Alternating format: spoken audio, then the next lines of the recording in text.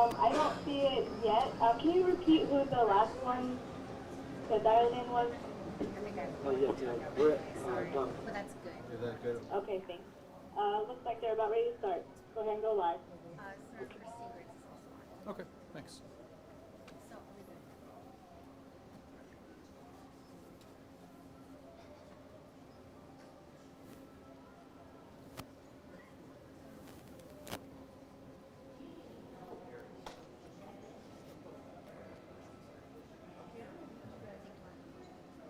So are we ready to go? Yeah, we are. Okay. Yeah. All right. Yep.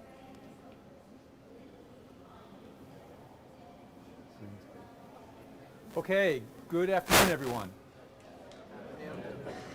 Bruce, is this microphone working? Okay, perfect.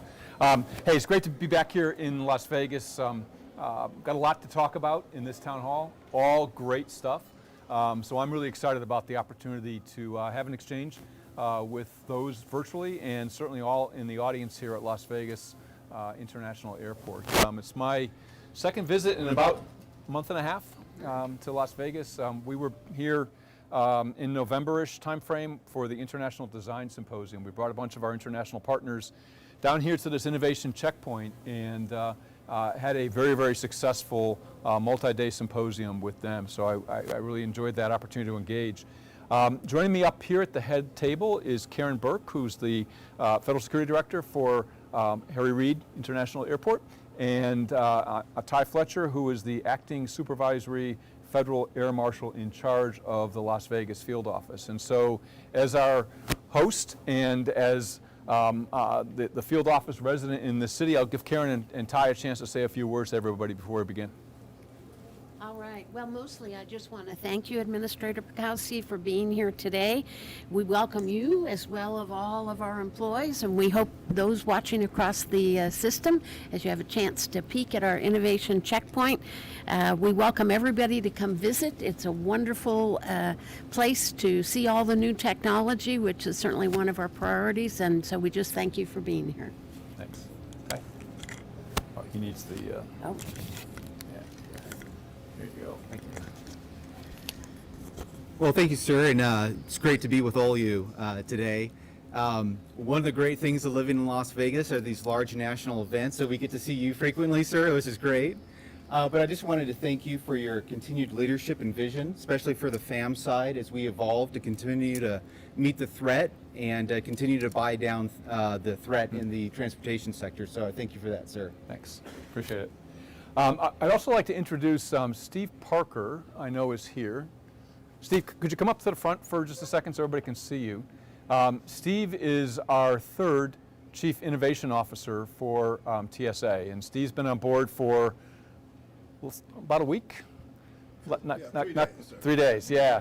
And so I just wanted all of you to meet Steve, for those online to meet him as well. What I've asked Steve to do is to travel extensively around TSA in his first several months in the job. That's what I did when I first came into TSA 5+ years ago. And one of the things that I discovered was that this is a very complex organization with a lot of complex processes that as a passenger you don't necessarily pick up on. And it's just I learned a ton that really helped me do my job. And Steve is the Chief Innovation Officer, having an understanding of what challenges all of you are facing, no matter where he visits, whether it's Las Vegas or a FAM's field office or out to any of our training locations. I think you'll just learn a lot in that process. And if you see him around, for everybody online, if you see him around, please don't hesitate to engage him. We put out a brand new innovation doctrine not too long ago. Steve's job is to bring that innovation doctrine to its full potential. It already lives because basically we took the great things that we're already doing for innovation, and you just look behind me and you can see some really good examples of it, and tried to institutionalize it even more for the future. And so I'm glad Steve's on board, and just wanted to have the opportunity to see him in person. Thank you, sir. Okay, thank you. Also here is TSA Academy West. As many of you know, we have a TSA Academy at the Federal Law Enforcement Training Center in Glencoe, Georgia. And that's served us well for a good number of years. The concept of having an academy has been very, very beneficial, I think, for new TSOs and for the agency overall. We saw the need, though, to expand that. And so what we're doing is, for both locations, is we're expanding the TSA Academy curriculum to a 3-week rather than a 2-week curriculum, because it's just a really unique opportunity to transmit and receive more back and forth with our newest employees. And a large part of that 3rd week is on techniques to de-escalate situations in checkpoint operations, and also techniques to interface with passengers and customers going through our process. And we'll do a lot of work with our diversity, equity, and inclusion and accessibility efforts, as well as the culture of the organization. So I think it's a great step forward going to 3 weeks. I think it's a fantastic step forward to put a TSA Academy that trains transportation security officers in an airport.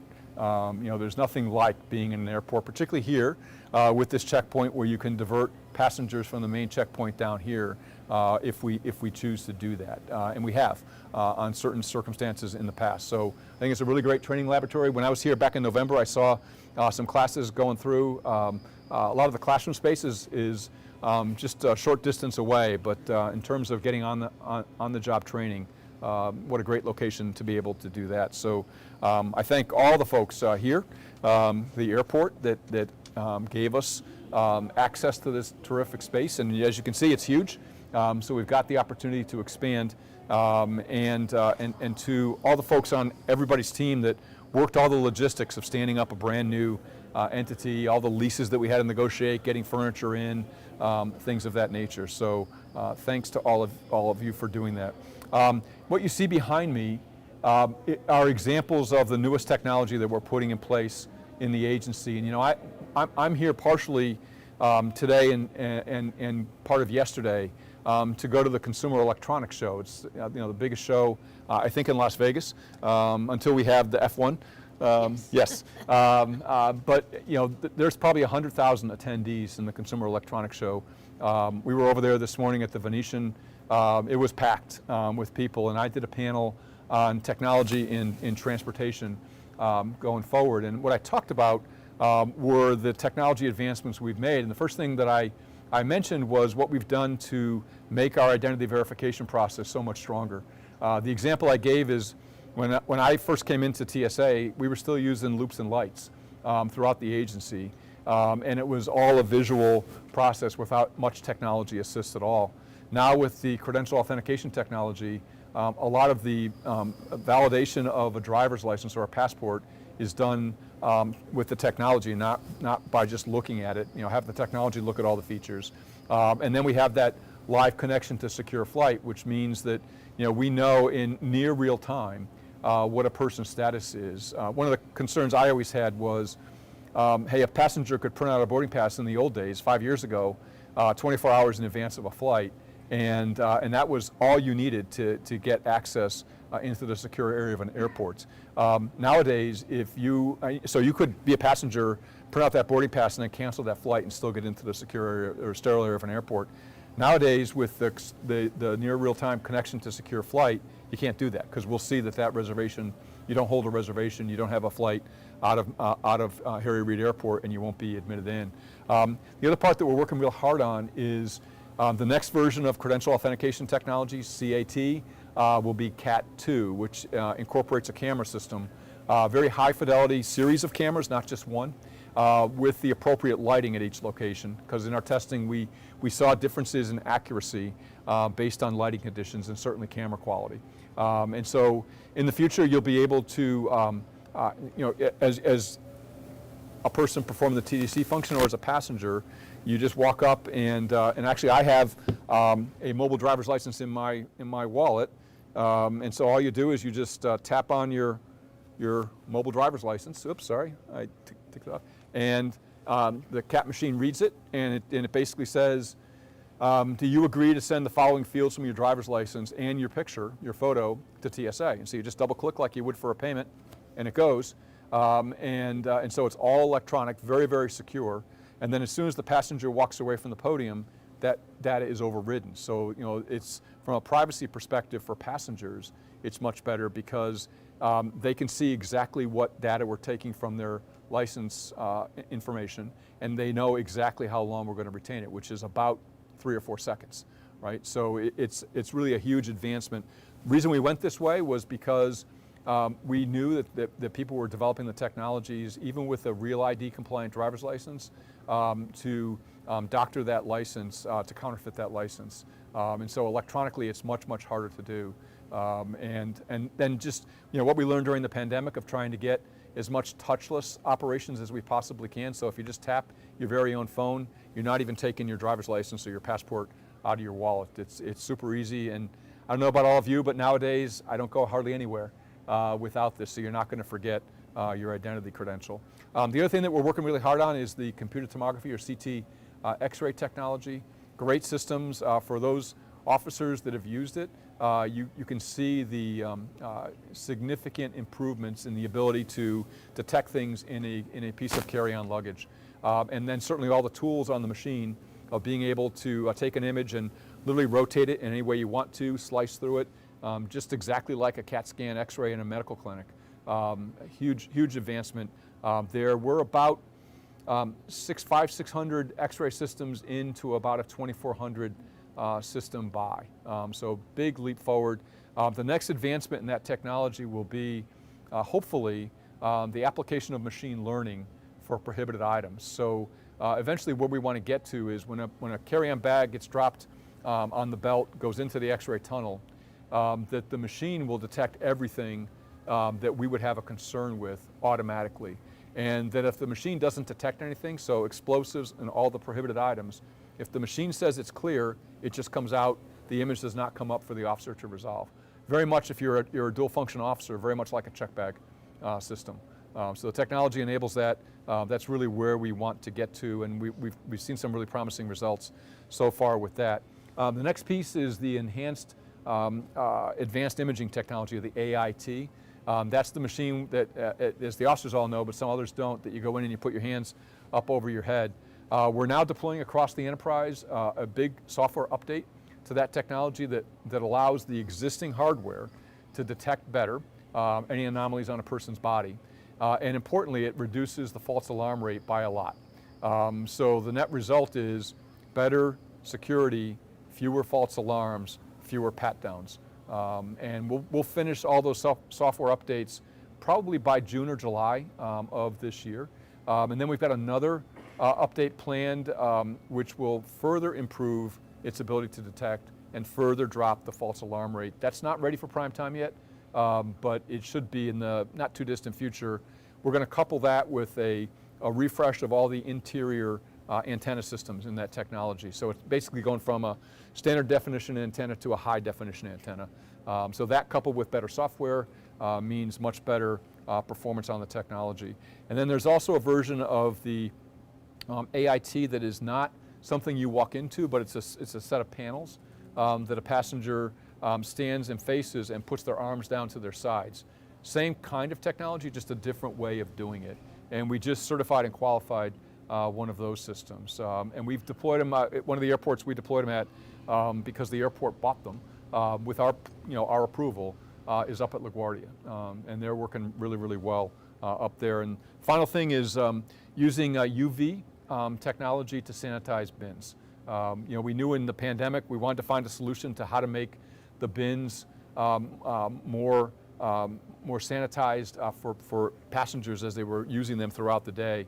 UV light allows us to do that. It's actually UVC, and with the automatic screening lanes, which has automatic bin retrieval, so the bins travel back up to the front of the machine underneath. You can just basically, as it's traveling through, hit it with UV light, and that sanitizes the bin. So we're still testing that, but we're doing that here. So really great to be in a place that has our most advanced technology. In terms of innovation checkpoints, this is only the second one in the world. The other one is the Schiphol Airport in Amsterdam. We're very proud of it. I know the airport's very proud of it, and all of you should be as well. And like I said, we get the dual benefit of having the opportunity to train our newest officers here that are mostly based on the West Coast. I'd like to talk a little bit about holiday travel. As you all know, holiday travel was significantly impacted by weather systems, and we've had incredible weather systems going through the country over the past year plus. And I'll talk about one specific case in a second, but I just think of the hurricanes that went through this summer into the early fall, and all the damage that those caused, and the great work that our airports did in making sure that we were able to conduct our mission, and importantly, take care of our own people, make sure our own people were accounted for, and provide them the assistance that they needed.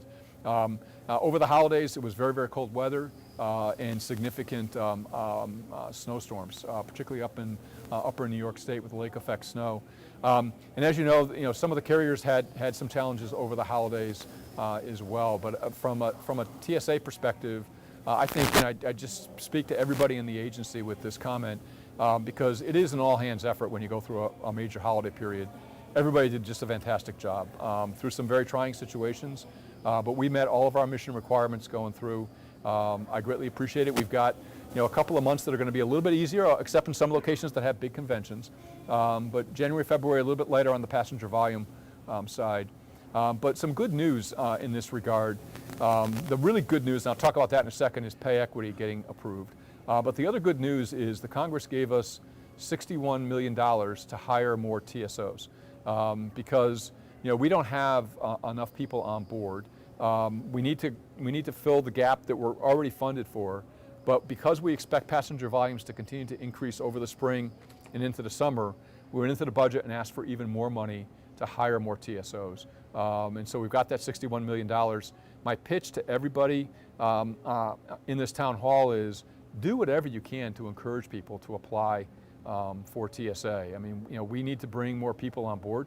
I personally don't like the use of forced overtime, and I know everybody needs to have planned breaks in their work schedule, and bringing more people on board will make us ever more effective, and certainly is much, much better for our people. So just think about that, and it's really good news out of the appropriations bill that we got.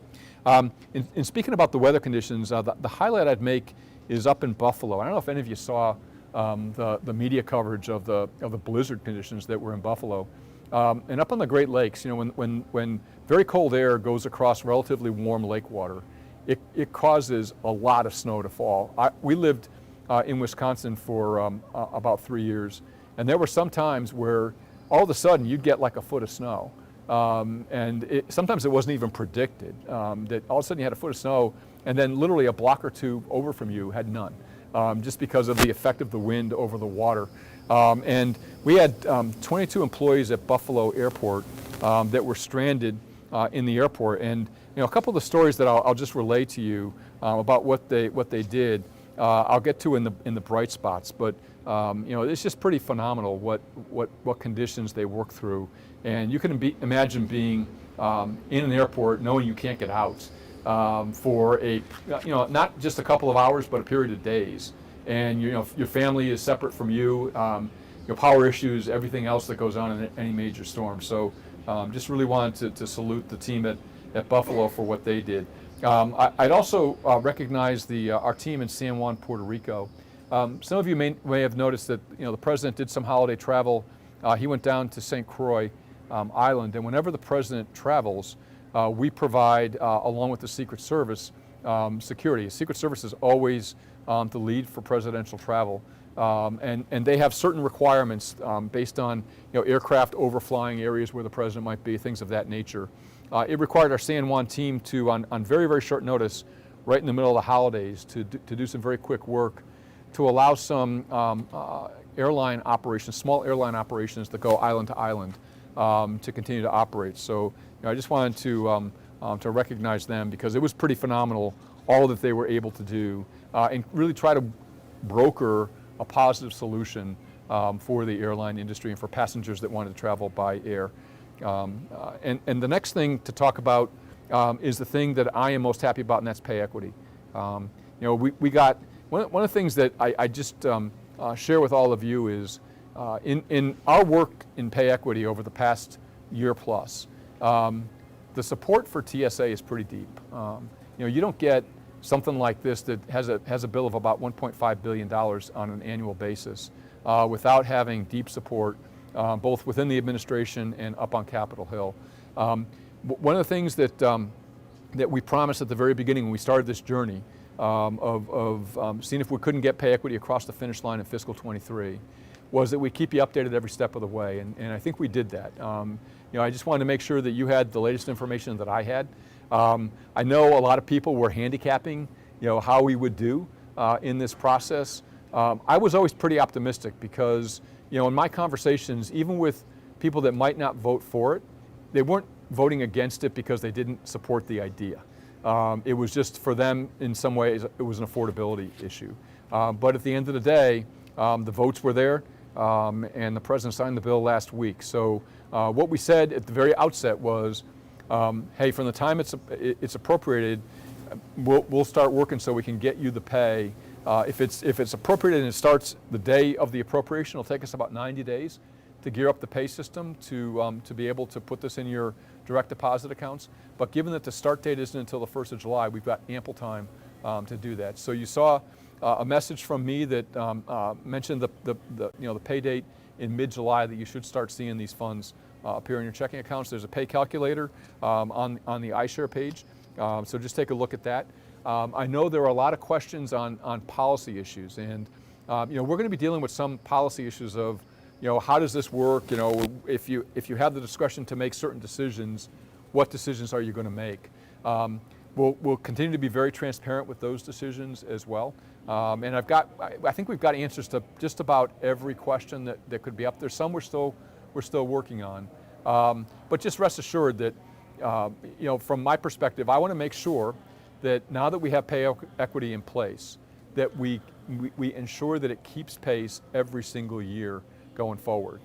And so you're going to see decisions that I make kind of looking over the horizon, a year, 2 years, 3 years downstream, to make sure that in 3 years, we're still at the general schedule pay rates, that we don't lose any ground to that going forward. And you also saw the 4.6% increase that includes locality pay. So, overall, a huge, I think, benefit to TSA, long overdue.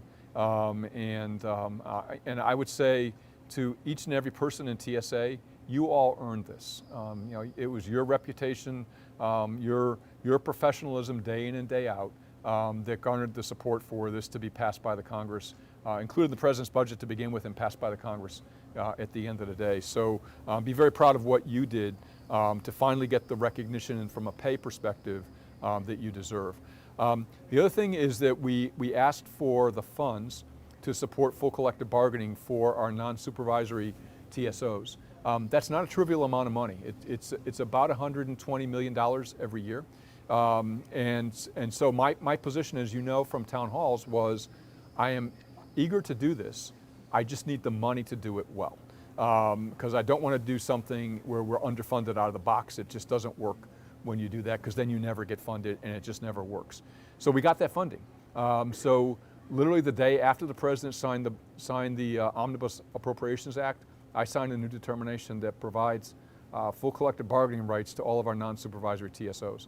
I've talked to the AFG president this week, and what I said to him was, let's stay in close contact. I'd like to see us get to a collective bargaining agreement as quickly as we can, and as cooperatively as we can, because it's in everybody's interest to do that. So I'm really happy about that too. So really, the things that we were all needing in the budget, we got really good support for. The last thing I'll just mention to you in the budget, probably two things. One is we did get funding in the budget to continue to invest in technology. We could spend more, to be honest with you, but we got $100+ million to continue our investment going forward. So that's a good signal of support for the technology investments that I described earlier. The other thing that we asked for in the budget that really wasn't so much a funding issue, but just that we needed the authority from the Congress to do this, was the ability to do what's called one-stop security, which means the ability to enter into agreements with international partners to accept their screening as commensurate with U.S. standards once we determine it's commensurate. And so what that will mean is that many last point of departure airports will make changes to their screening process to assure that commensurability with what we do. We will make some changes to ours for outbound screening operations in some cases. The net result of all this means that flights inbound to the United States from one-stop airports are more secure by definition because they are screened at a higher level, because we will all increase our screening effectiveness as a result of this. Secondly, it's a heck of a lot more efficient. If you're traveling from Europe in a one-stop airport, what one-stop means is you land at your first U.S. destination, which will be an international airport, right? So let's say you fly out of Frankfurt and you go to JFK in New York. You will not have to get rescreened in New York if you have follow-on travel, contiguous travel, inside the United States. So we eliminate an additional screening requirement because we're saying the screening levels at that airport in Frankfurt, in this example, are commensurate with U.S. standards. So that's a big, big plus. It's better security, it's a lot more efficient, and the passenger experience is a lot better. If you travel internationally, that's always a question mark, is how long is it, how much of a delay do I need to make between my two flights to make sure I can get through all the hoops to get to the gate for my follow-on flight on time. So we got the authority to do 6 prototypes over 6 years, and with a lot of very good reporting requirements back to the Congress that says, hey, this is why we think this is either working well or it was working okay, but there are some modifications we need to make to it going forward. It's a very good prototype operation. The other thing is, as you've all seen here, we've had an increasing number of firearms detected in our checkpoints. We're going to be between 6,500 and 6,600 firearms, right? For last year, so for calendar year 2022. That's the highest ever. The year that was the highest before that was the year before, 2021. So the numbers are not going down. And what passengers typically say in our own reporting when their firearm is detected at the checkpoint is, I forgot it was there. What we do all the time is we proceed with a civil penalty action on every single case where there's a firearm detected in a TSA checkpoint. The fines that we just increased to $15,000 max. So to provide a little bit more of a disincentive to carry a firearm or attempt to carry a firearm into a checkpoint. The other thing that happens for an individual that does that is we refer them to local law enforcement. And of course, local law enforcement can only enforce local laws. So the way that's implemented across the country varies by the jurisdiction. And if a pre-check passenger carries a firearm in a checkpoint, that passenger loses pre-check for 5 years minimum. And depending on the circumstances, it might be a permanent ban from pre-check. If you're a passenger that is not a pre-check passenger, but you carry a firearm through a checkpoint, you lose future pre-check eligibility. So we're trying to put more penalty in to see if we can't bring this number down, because it's way too high. And it can't keep increasing. I think that represents a safety risk to all of you, and absolutely a safety and security risk to people in the security of an airport or on board an aircraft. The other policy change that we're going to make is to require certain screening procedures for passengers that have a firearm beyond the resolution of the firearm issue. Because if you've violated one of our regulations in bringing a firearm to a checkpoint, we have reason to make sure that there are no other violations with respect to your travel. So all those will go in place, phased out over a period of time. The fines are already in effect. The pre-check issue is already in effect. The screening issue we'll be phasing in over the next several months.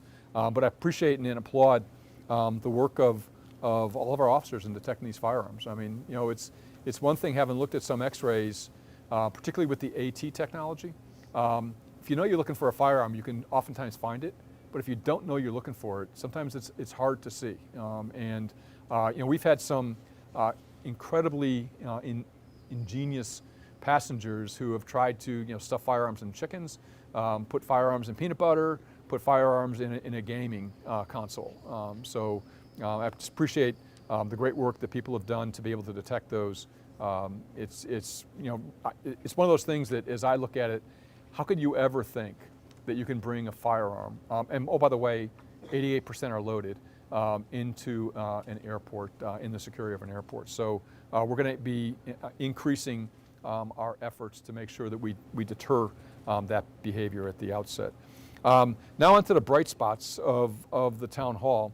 We're going to do something a little differently this time. When we have a live audience, I'd like to start the practice of presenting coins to the people that we highlight as a bright spot. And so what I'm going to do is, I don't think Austin is here yet, or is he? Ah, perfect. So the first person up, I'm going to ask Austin Gould. Austin is the acting executive assistant administrator, long title, big job, for operations support. And so what I'd like Austin to do is kind of give a summary of what we're going to recognize, what people did to earn the recognition, and then I'll stand up over here and present one of my challenge coins to each of those people, and then we'll go to Karen and so forth. Okay? Thanks.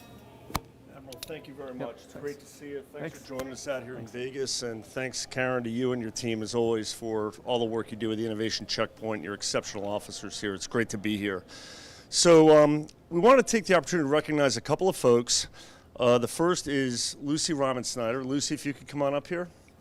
Lucy works in the Innovation Task Force. She's a program manager there. How you doing? And aside from her work in the Innovation Task Force, she really coordinates TSA's participation, not only in the Consumer Electronics Show, which the Admiral said he was out here for, but across a wide variety of other trade shows. We really try to be very public-facing, very engaged with industry. We take every opportunity we can to learn about where the industry's at, and coordinating our participation in these events is really critical, Lucy. Particularly with CES, there's a lot of moving parts here. There's another conference in town that we're participating in this week, a different one, the EDGE conference. And she coordinated 7 speaking engagements for various people to really explain what TSA is all about with very influential decision makers. She coordinated a panel with CBP, probably our strongest partner federally, who was going to be joining us later on today, and did all the prep work associated with this. So Lucy, I want to thank you personally for everything you do for RCA and for these events, and congratulations. Okay. You got to turn to him. I know. Lucy, thank you very much. Great job. Appreciate it. Thanks. All right, Lucy, thank you. And then the second person we'd like to recognize today is Christina Peach. Christina, if you'd come on up here. And to a lot of you here in Vegas, I know that you're familiar with Christina. She worked out here for several years, a few years ago, and was instrumental in, the establishment of the Innovation Checkpoint. But specifically, recently, we put some cybersecurity regulations in place on the pipeline industry, and they were very prescriptive cybersecurity requirements. You will change your password this often. You will do these very prescriptive things. And the result of that was they were really kind of constraining in terms of what the industry was able to do. And the industry requested what they call alternate measures. And these alternate measures say, okay, we know you want me to reset the password with this frequency, but we kind of do something different. Is that okay? We got over 300 of these, and they were very, very difficult to process. It was a real challenge for us at headquarters to get these things cleared. And we had to do it because, as the administrator will tell you, that really helped increase the security baseline for the pipeline industry. So we had to get these things done. So we asked Christina Peach here and Mac McGuire, also from headquarters, to really adopt kind of a program management role on how to get these alternate measures processed. They came up with working with the RCA team, a whole new process for how to work through these alternate measures.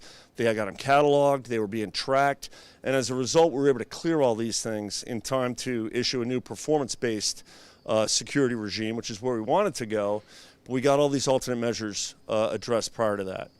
We recognized Mac earlier for his efforts at headquarters, and we just wanted to recognize you today, Christina. So again, thank you. Yeah, thank you.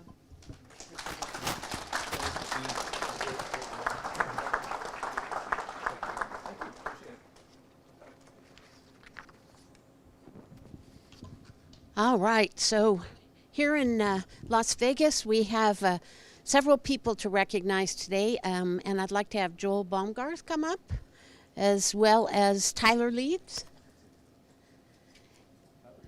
Both these individuals were involved in a truly life-saving situation. Joel, who is, again, one of our TSAs, stopped by to see how things were going at the training academy and happened to see that a TSO had fallen on the floor. And Joel knew from his background in some different training that the TSO was having a seizure. Joel yelled to law enforcement in order to get medical help, but he realized that he needed other assistance immediately. So Joel directed other TSOs to help roll the seizing TSO on his side to prevent him from choking, which again is the proper thing to do. Joel continually asked the officer questions while keeping him in a recovery kind of position. Other TSOs who helped out included Tyler Leeds, Blake Romero, and Academy instructor Lei Thuk. And when TSO Tyler Leeds was instrumental in ensuring that TSO Emilio was cared for, safe, and assisted TSC bomb guards through the entire episode. TSO Leeds was calm, cool, collected the entire time. Didn't panic, which is an easy thing to do when you get this kind of a situation. And the medical professionals, when they arrived, TSSE bomb guards handed off all the information, what had happened, briefed them on all the actions that had been taken. The medical team took over, and TSO Emilio was transported to the hospital via ambulance. He ultimately made a full recovery and with only minor injuries, which certainly is a result of the actions that the two gentlemen here in front really took. It was scary, stressful, but the employees selflessly came to aid with their colleague, and it's a great display of teamwork, in my opinion, and we're very proud of their efforts. Joel and Tyler, we want to recognize you.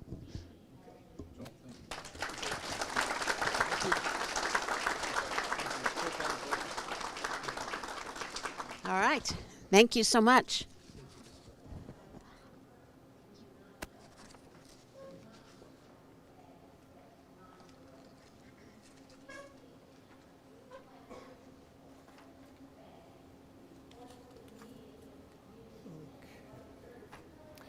So I talked a little bit about, thanks first to Austin and Karen for those presentations, and certainly to the individuals who recognized.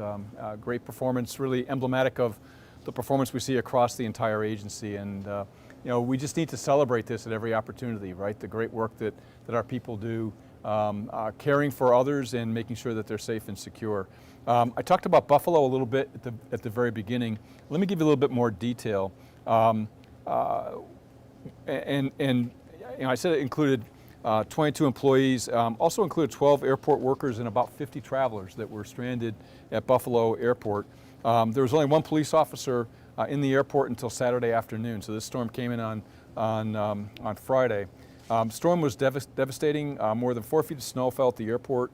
Winds exceeded 70 miles an hour. Visibility near zero, and snow drifts reached 15 to 20 feet. Roads were treacherous. Travel restrictions were in place. And so shortly after noon on Friday, authorities ordered all in the airport to shelter in place. Nobody, they didn't want anybody on the roads for all the good obvious reasons. Our Buffalo officers helped many of the stranded passengers and motorists get through the ordeal. The officers provided reassuring conversations to people, answered questions and eased fears, and helped with provisions, and demonstrated a command presence to help calm those around them. I want to mention a few of the officers who went above and beyond during this crisis.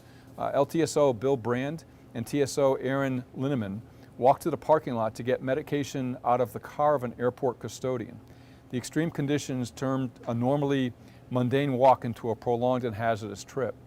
They made the trek when it was 6 degrees, so 6 degrees, with howling winds making the wind chill well below zero, through 8-foot snow drifts, and the walk was about a mile round trip. So you can imagine doing that to help a person who needed medication in their car. Next person, STSO Barb Zeeland, located food around the airport and made pasta and sauce, grilled cheese, and cold cut sandwiches. She gathered food from break rooms and made pancakes for personnel on site. Barb's actions helped fill in the gaps between the 2 meals provided by airport workers. LTSO Derek Cummings helped to calm the nerves of stranded passengers by playing chess with them. When he finished, he donated his chess set to the passengers in order to make their travel nightmare a little bit more manageable.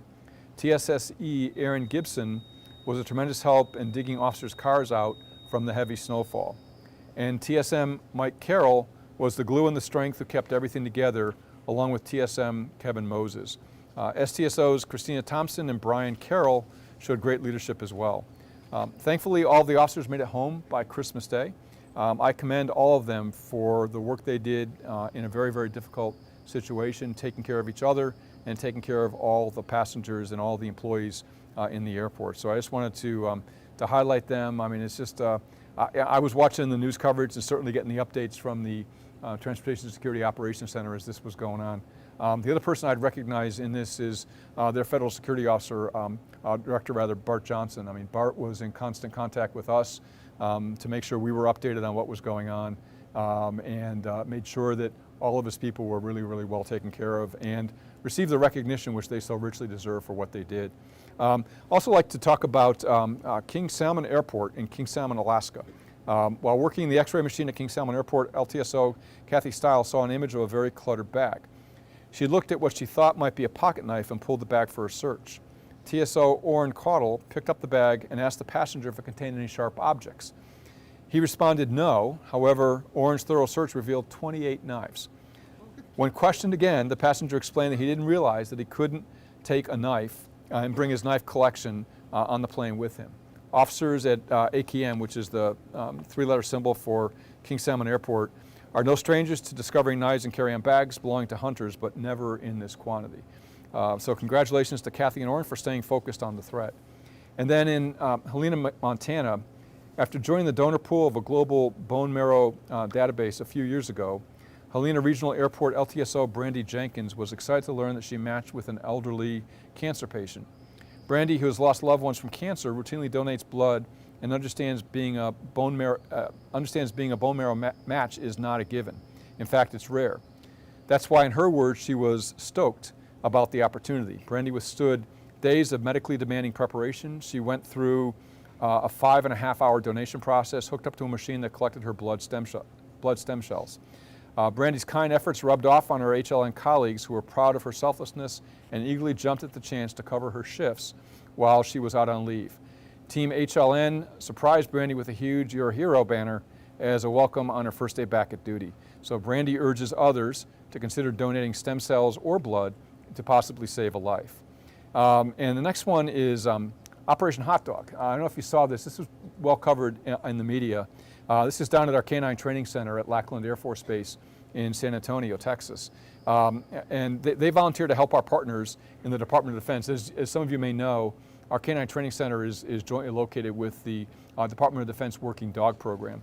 They need to care for their dogs during the hazardous weather that occurred from Christmas Eve through the day after Christmas. So temperatures went down to the teens, and if you're down there, all the dogs are housed in kennels that are fully exposed to the elements. So they need to do something to take care of these dogs. Wind chills were below zero at times overnight. So our employees at the Canine Training Center volunteered to work overtime to feed and walk 200 dogs that had to be crated, brought into the training facilities during the brutally cold weather. So many thanks to them. Real show of great partnership with our DoD colleagues. One of the things that I first observed when I went down there early on in my tenure was how well we work together with our DoD colleagues on that base. It's very much a mutually reinforcing relationship, and this certainly takes it to a different level. Next, at Atlanta International Airport, mentioned this a little bit earlier, an X-ray image of a PlayStation didn't look right to LTSO Theodosa White. Theo used her monitors and enhancement tools to come to a conclusion that a gun was possibly inside the video game system. Theo checked with STSO Brenda Nelson, who agreed the image looked unusual and escalated the incident by calling law enforcement. Once questioned by a law enforcement officer on duty, the passenger admitted he placed a firearm inside the old PlayStation to transport it back to California. This is another example of officers using all available tools to detect prohibited items. So thanks to Theo and Brenda's persistence on identifying the threat, they prevented the firearm from getting into the sterile area. For law enforcement FAMs, I'd like to recognize Supervisory Federal Air Marshal Linwood Guys of the Insider Threat Section in Washington, D.C. He was off duty, and I called him right after this happened. He was off duty when he heroically saved a family being attacked outside of his home in Washington, D.C. Linwood heard someone scream for help. He rushed out to the sidewalk and saw 3 males physically attacking a man and a woman while attempting to abduct their 2-year-old daughter. And oh, by the way, this was at 11 o'clock on a Sunday. The suspects punched, kicked, and choked the woman while she was holding her daughter, and they punched the woman's husband. Linwood identified himself as police, drew his duty weapon, and pointed at the subjects. The subjects immediately fled the scene. Thankfully, there were no shots fired, and the Washington Metropolitan Police Department responded to the scene. The mother later called Linwood their angel neighbor. This could have been a much different story with a much different ending, so thank you to Linwood for reacting so quickly and being such a true hero. Next one is on our top 10 catches video. I don't know if you've all seen this. The videos are really good, and one of the things that I mentioned this before in prior town halls that we try to do in our media communications, particularly as we're trying to encourage people to not carry things that we don't allow through the checkpoint. Our goal is to get as much viewership as we can, be as clear in communicating, but show that, hey, some of this stuff is you really got to raise an eyebrow at, right? And so the top 10 catches video was just published last week. It's got a good amount of humor, not a little. Alexa, I think it's got a good amount of humor. And they set the stage for highlighting TSA's purpose for reinforcing our commitment to protecting the traveling public. Some of these items, I've mentioned some of them, include the firearm found inside a raw chicken out of Fort Lauderdale, a knife and a laptop from Richmond, and the firearm inside of the sling at Great Rochester International.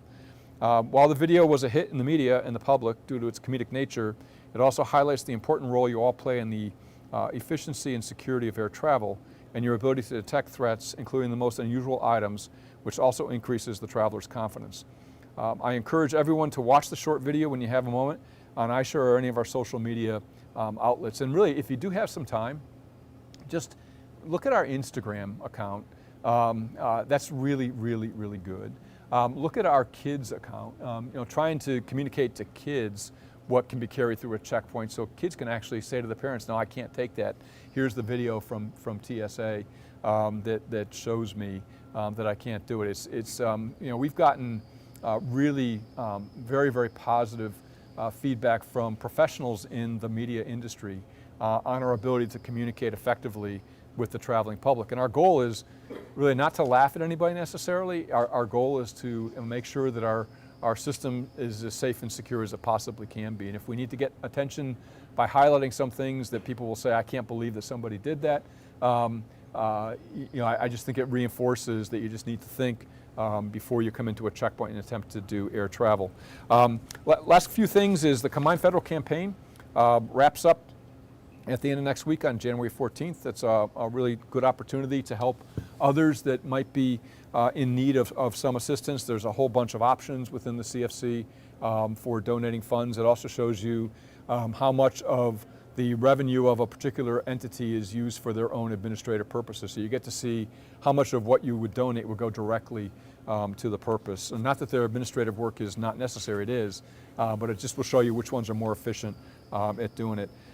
TSA has pledged $212,000 towards achieving already the goal of $268,000. So if we could just put a little bit of extra effort, we'll get across that goal line and it will really help out a lot of people. And in addition to monetary contributions, you can also volunteer hours to go forward. So I appreciate the generosity of everybody and would just highlight that for you because it's coming up to a close at the end of next week. And also coming up in this month, special emphasis month for certainly Martin Luther King Day on January 16th. Dr. King's historic message of equal opportunity and nonviolence during the Civil Rights Movement was really, really important in ensuring equal rights for all Americans and still resonates today. Martin Luther King Day is also called the National Day of Service. And so don't call it a day off, call it a day on and contribute public service in some way, shape, or form. It's also a National Human Trafficking Prevention Month. We have a role there because people will attempt to traffic people through the aviation system. And I'm glad that this is also designated as in this month because it just raises everybody's awareness and just to look for signs that might cause some concern and then refer people to the appropriate authorities. And it's also National Mentorship Month, something that we really emphasize in TSA. I mean, I think if you look at most people who have achieved a lot in the course of a career, they can point back to individual mentors of theirs that help them at some point in their journey. And I don't think a mentor needs to be somebody who's been an employee for a long time or somebody who's even above 20 years old, right? You know, I think every individual has a talent, has a skill, has something to share, some way to help somebody else. And so just think of that during National Mentorship Month, which is this month. So I'll close, and my remarks probably went longer than I ever have, but I had a stack of things here that really were very important that I wanted to get through. So I appreciate all the prep work for this, and I appreciate the opportunity to be here with all of you. Now we'd like to open it up to some Q&A. So I think what we'll do is, for those in the room, if you have a few questions, we'd be happy to take those first. We have about a dozen online. Okay. Really good too. So, Okay. but I know that many of you have questions, so we can go over by a few minutes because I think your next engagement is in this room. So Okay. I think for questions, if you want to just raise your hand or come up near a microphone, either whatever you prefer. Oh, there it is, right there. Here's a Right microphone. there. Yeah, even though the microphone doesn't play in this room, it is playing for the audience. Yes. Yeah, okay. Yes, they can hear. But yeah, if you want. Oh, right, yeah. Start it again. Yeah, thanks. Why not?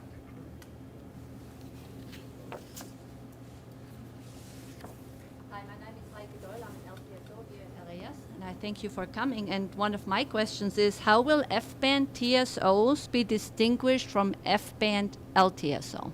Yeah, very good question, and that's something we're working through our uniform committee to get their ideas as to what we need to do. We haven't reached any decisions on that yet, but it is working through the process. Okay. Did I answer your question?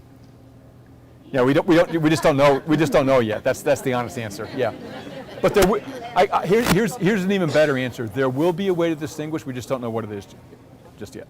Okay. Okay. Sure.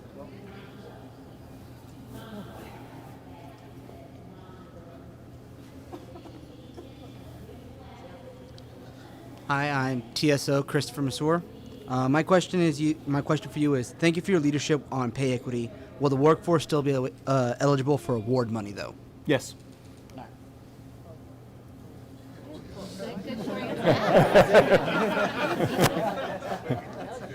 You know, and just think about, you know, all the things we just talked about in this town hall.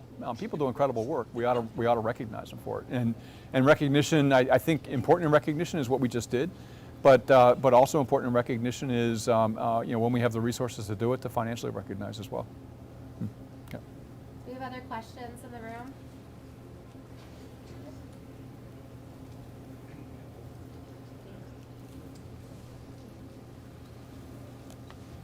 Hello, I'm TSO Christina Fetter. So my question is, with the implementation of pay equality, will E3 and the Model Officer Program remain as it is, or will it be phased out? Yeah, the E3 program will be phased out. The Model Officer Program we are looking at, we will have a program like it. Whether it'll be exactly the same, I don't know just yet. Okay. Thank you. Yeah. And again, the reason why we don't know some of these things is because we want to get as much input as we can before we make a final decision. Yeah. Okay. Right.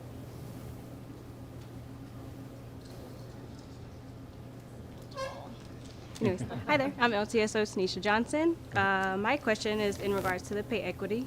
Has it been fully funded, and have the allocations been set? Does that make sense? Sure.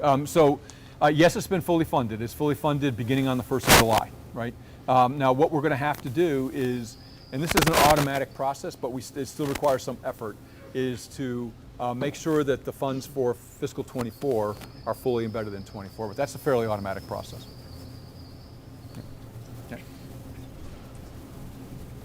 Any other questions?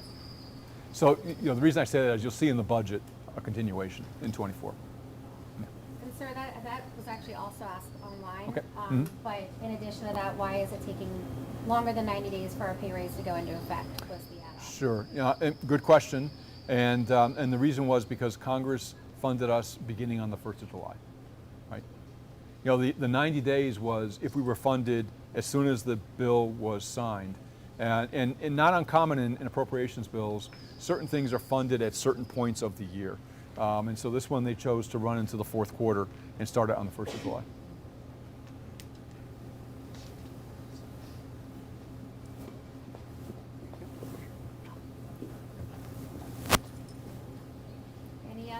questions in the room? Okay. Hopefully you can hear me. So we have a few online. We'll keep on pay equity. So this one is on the FAMs, and the question is, are FAMs included in pay equity for TSA? Everybody in TSA is included, except for, if you're above the L band, you're not. If you're a TSES member, you're not. All right. The next question is on, again, on pay equity. With the future implementation of the new pay equity system, will TSA do away with pay band increases and or band increases? If so, will there be any pay incentives outside of the standard step process? Right, and so there is the opportunity for step increases that exist in the general schedule outside of the regular increases, and basically we're going to adopt. One of the reasons why we were successful in this is we said, hey, we're going to adopt the principles in the general schedule to the maximum extent we can. In other words, there weren't any deviations. People couldn't say, hey, this is so different we can't understand what it is. And so we'll follow the practices that are in the general schedule. Thank you. For pay. For pay. This one's on parking. With the continued rise of costs of living, would it be possible that employees that do not qualify for subsidized parking, such as MAP employees, receive some sort of subsidized parking, whether it's full or partially subsidized? Yeah, I think that one we'll take back and take a look at. I don't have an answer off the top of my head unless Brett, is Brett online? He might be. Yeah. He might. Because I think I am, sir. Yeah. Thank you.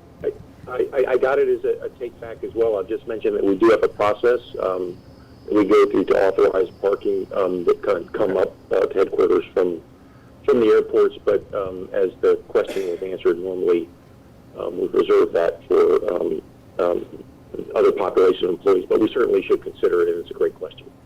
Yeah, thanks, Brett. And for those of you who don't know, Brett is the Deputy Executive Assistant Administrator for Enterprise Support.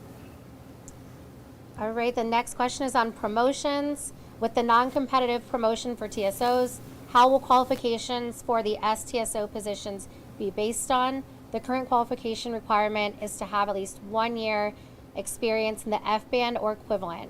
How does this affect current LTSOs competing for STSO promotion with TSOs that are on the same pay band as the LTSOs? Great question. Let me turn, is Pat Bradshaw, are you on? Yeah, thanks.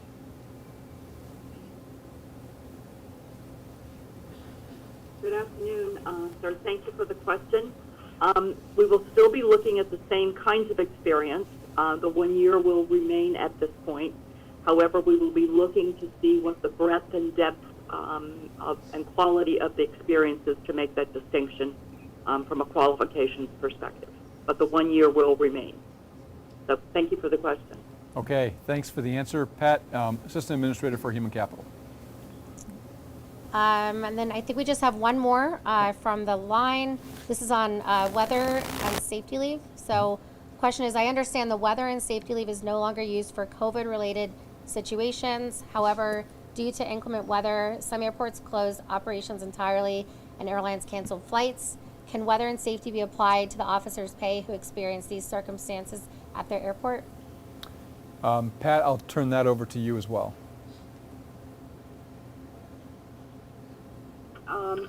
Yes, so in certain circumstances like this that was described, the FSD does have some authority to use weather and safety leave. And there are some limitations, up to 3 days. Correct. And then they can come forward to our policy office to review the circumstances if they need to extend that leave time. Thank you. Okay, thanks, Pat. And for everybody, always ask, right? Yeah.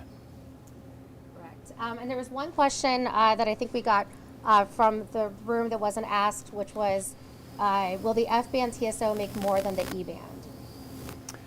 Okay, in some cases, yeah. Well, the F-band TSO, in general, the F-band is about $10,000 more, I think, in pay when you consider all the steps. Let me turn it over to the folks that have delved deeply into this, and Pat, either you or Tom, if he's on. to turn it over to Tom, who's right here with me. Yes, sir. So almost to a key, because E-band TSOs have that career ladder promotion to the F-band after 1 year. You're going to see those F-band TSOs pretty much always making more money than any E-band employee. Really, the F-band is over $10,000 in base pay, higher than the E-band. So there's a significant pay difference between the bands, and there's a significant pay increase when an employee goes from being an E-band TSO to an F-band TSO. Okay, thanks, Tom. And Tom Reagan has been one of the individuals, but he's been a lead on this in designing this whole pay system for us. He put a ton of hours into this and answered, had to be at least a bazillion questions from me and the leadership team. So Tom, appreciate what you did in getting us to this point. And sir, I just have 2 more questions that were submitted from the room. Throughout COVID, the agency provided the workforce with the ability to carry over more than 240 hours of annual leave. Now that pay equity is passed, is TSA going to look into increasing annual leave carryover amounts? I don't believe so, but let me turn to Pat, because I always want to make sure that my human capital assistant administrator, who has all the expertise, has the final word. So at this point, we are attempting to be consistent with other federal agencies, and we have been sticking with the 240 carryover.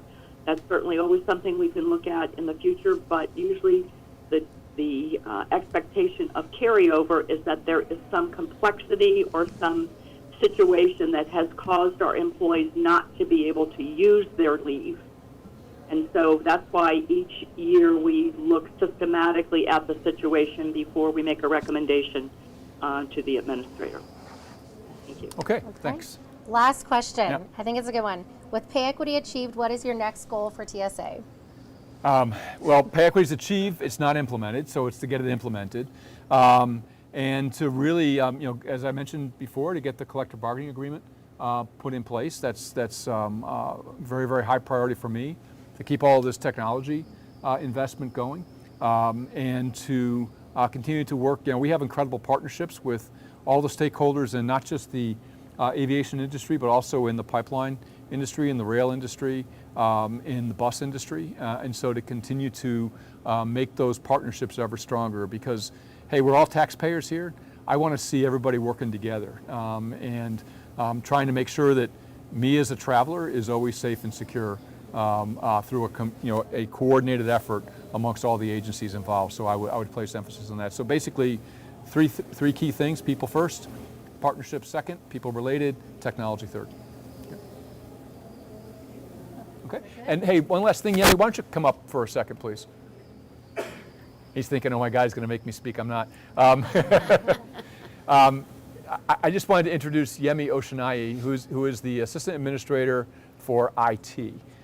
Very important person in TSA. He's been on board for a relatively short period of time, but has done a fantastic job already. And so, Yemi, just give you a chance to say a few words to the team. Just, hey, how's everyone doing? I love coming here. My first time, about a month in, I came in, I was so impressed with what you guys do. So I brought friends here. I'm really proud to be part of TSA. And if you have any problems with IT, you can always call me. So. All right. And the mail will go through, yeah. All right, well, hey, thank you, everybody, for everything that you do day in and day out. Everyone in this agency has a really, really important role to play, and I appreciate everybody doing the very best at playing that role and contributing to what I think is one of the very best agencies in this government. We impact millions of people every single day, and for all of us who are, we're all travelers, we greatly appreciate the fact that the system is secure and that it's resilient. Things we talked about when Peach was awarded her coin was the work that we did on cybersecurity. I mean, that's new ground for TSA. We did some amazing things to increase the preparedness of surface transportation systems and soon aviation systems with respect to cybersecurity. And so, I couldn't be prouder of the work that all of you do each and every day. And I love doing these town halls. I think it's a really good opportunity to exchange information and also to get to know each other a little bit better. So thank you, and I wish you all a great 2023. Thanks.